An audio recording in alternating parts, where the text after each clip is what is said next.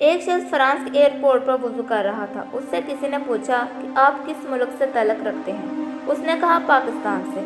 साहिल ने पूछा कि पाकिस्तान में कितने पागलखाने हैं। उसने कहा मुझे तादाद का तो पता नहीं, लेकिन चंद एक ही होंगे। साहिल ने कहा कि यहाँ पर बहुत ज़्यादा पागलखाने हैं और मैं यहाँ के एक पागलखाने के अस्पताल में डॉक्टर हूँ। मेरी तहकीक इस उम्र में गुजर गई है कि लोग पागल क्यों होते हैं और पागलपन से बचने के लिए क्या एहतियाती तदाबीर इख्तियार करना ज़रूरी है। मेरी तहकीक के मुताबिक जहाँ और बहुत सी वजूहात हैं, उनमें से एक ये भी है कि लोग अपनी गर्दन के पिछले हिस्से को खुश्क रखते हैं। खिंचाव की वजह से रगों पर असर होता है।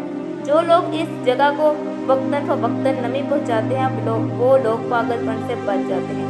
मैंने देखा कि आपने हाथ पाँव धोने के साथ साथ गर्दन के पिछले हिस्से पर भी गीले हाथ फेरे, जिसको देखकर मुझे बहुत हैरानगी हुई कि आपको ये तरीका किसने बताया।